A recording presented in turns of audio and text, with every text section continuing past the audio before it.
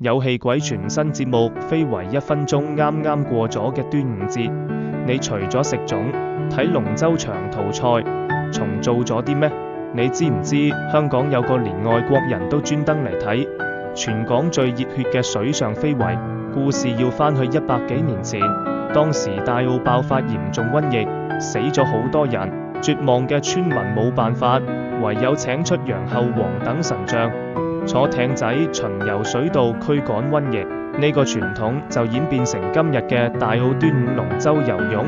每年端午，大澳3個傳統漁業行會會用龍舟拖住神艇，穿梭喺大澳獨有嘅棚屋水道之間接神同游泳。呢個唔係普通比賽，而係一場祈福儀式。龍舟劃過，代表將水道內嘅幽魂驅逐。擲一擲嘅水道，震耳欲聾嘅鑼鼓聲，熱血程度堪稱水上版嘅大行舞火龍。2011年，佢正式被列入國家級非遺。最難得嘅係，呢個活動到今日都仲係由大澳村民自發組織，代代相傳。關注有氣鬼，用1分鐘帶你睇埋世界更多精彩非遺。